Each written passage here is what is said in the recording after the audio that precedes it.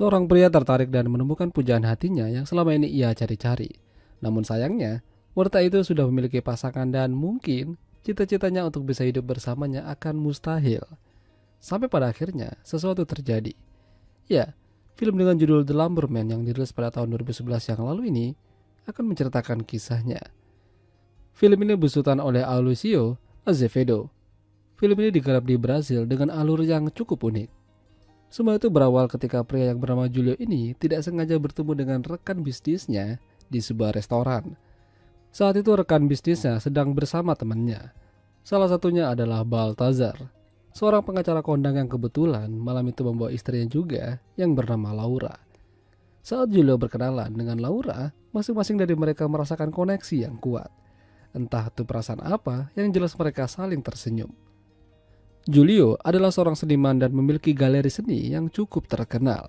Dan kebetulan Laura sedang membutuhkan lukisan seni yang nantinya akan ditaruh di rumahnya. Jadi, Laura mungkin beruntung bisa berkenalan dengan Julio malam itu. Dia meminta kartu namanya dan akan menghubungi Julio dalam beberapa hari ke depan. Saat hari itu tiba, Laura datang ke galeri Julio karena sudah buat janji dengannya. Ya, di sana mereka saling berbincang dan membicarakan lukisan apa yang cocok untuk di rumahnya. Tentu saja basa-basi di antara mereka lebih banyak ketimbang topik utama. Julio merasa pertemuan mereka kali ini sangat bernilai. Laura adalah konsumennya yang paling berbeda. Dia pintar, cerdas, manis, dan terlebih lagi, Laura adalah seorang penulis yang baik. Ya, tapi sayang pertemuan mereka hari itu harus berakhir karena Laura masih ada urusan lain. Tentu saja hal itu membuat Julio sedih dan berharap mereka bisa bertemu kembali dalam waktu yang dekat. Dan ternyata doa Julio terkabul. Beberapa hari setelah pertemuan itu, Julio mendapat kabar dari Laura supaya datang ke rumahnya untuk melihatkan ruangan yang akan diberikan lukisan seni. Laura memang memiliki daya tarik tersendiri. Ya, meskipun dia tidak berdandan atau mengenakan pakaian daster aja, Laura bisa membuat Julio kesem-kesem. Lalu tak lama Laura memperlihatkan ruangan khususnya yang sengaja dibuat tertutup. Karena di tempat itu, dia bisa mengeluarkan inspirasinya dalam menulis. Dan di sini juga rencananya Laura meminta Julio untuk dipasangkan lukisan seni tersebut. Ya, hari itu lagi-lagi menjadi hari yang paling berkesan dalam hidupnya. Saking senangnya, Julio lantas memberitahukan berita penting ini pada salah satu temannya. Laura adalah wanita yang berbeda. Sudah bisa dipastikan kalau Julio tertarik dan ingin tahu lebih banyak tentangnya. Namun, apakah itu bisa? Mengingat Laura memiliki suami yang bahkan jauh lebih tajir dari Julio. Terlebih lagi mendekati wanita yang sudah bersuami adalah tindakan yang salah dan bisa mengundang masalah. Namun Julio tidak peduli. Dia akan melakukan itu secara diam-diam dan mulus. Apalagi malam ini rencananya mereka sudah janjian ketemuan di salah satu restoran. Ya, bisa dibilang ini adalah kencan diam-diam. Awalnya semua terlihat baik-baik aja, tapi di sana Laura mengungkapkan sebuah fakta kalau mungkin ini adalah pertemuan mereka yang terakhir. Apa yang terjadi? Suami Laura mengidap suatu penyakit dan sedang dirawat di rumah sakit. Dia membutuhkan Laura di sampingnya, dan Laura juga harus ada untuknya. Padahal malam itu Julio mengutarakan yang sebenarnya kalau dirinya menyukai dan mencintainya. Laura meminta maaf pada Julio dengan menuliskan sebuah surat lalu memberikan padanya. Untuk saat itu hanya itu yang bisa mereka lakukan. Julio seharusnya tidak menemuinya lagi.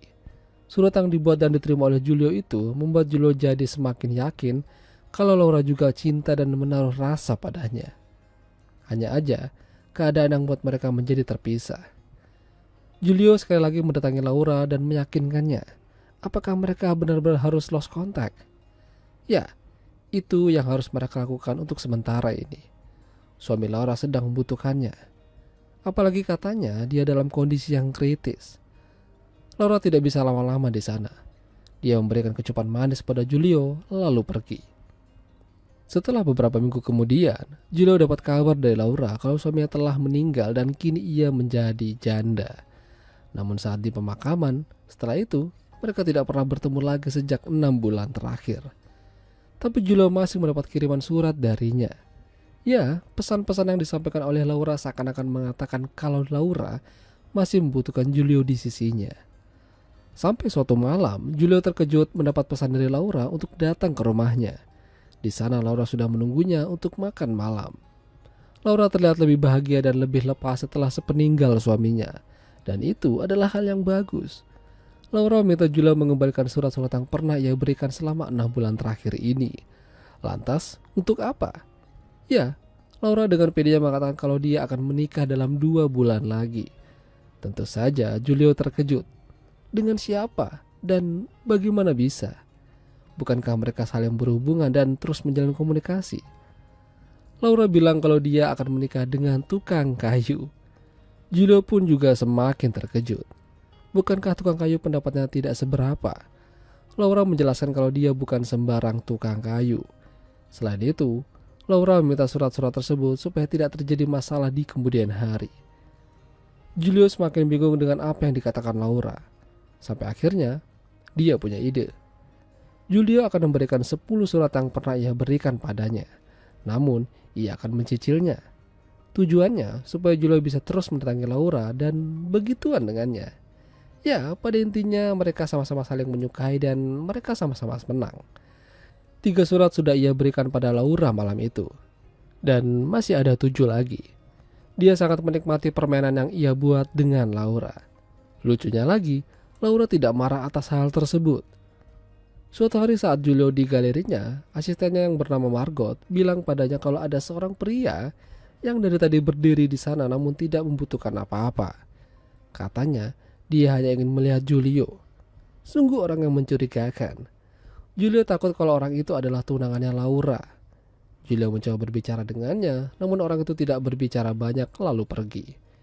Tidak hanya itu, bahkan ketika Julio pulang, pria itu masih menunggunya di depan galeri, seakan-akan dia mengawasinya. Julio penasaran siapa orang tersebut dan apa maunya. Apa benar kalau itu adalah si tukang kayu yang dibicarakan Laura? Keesokan harinya Julio kembali mendatangi Laura dan memberikan 5 surat lagi padanya. Tentu saja semua itu ada tujuannya. Ya, jadi lagi-lagi dia dapat jatah dari Julia dan kembali perang dunia. Julio masih penasaran dengan pria yang sering menunggunya di depan galeri. Jadi dia minta saran pada temannya apa yang harus ia lakukan. Jadi Julio berpura-pura memegang senjata lalu mendatanginya sambil memberikan ancaman. Dengan akting yang sempurna, Julio berhasil membuat pria tersebut ketakutan dan kabur.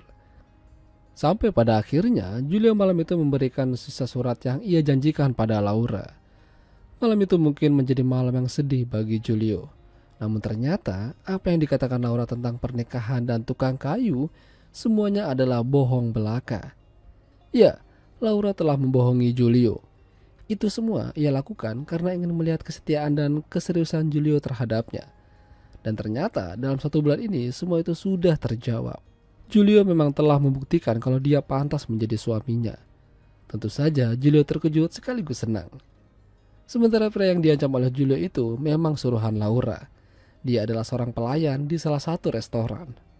Ya, meskipun Julio terjebak dalam permainan yang dibuat oleh Laura, namun dia senang dan bahagia. Karena dalam beberapa hari lagi, mereka akan melangsungkan pernikahan. Itulah tadi alur cerita film The Lumberman. Jika kalian suka dengan video ini, jangan lupa untuk tinggalkan like dan sampai jumpa.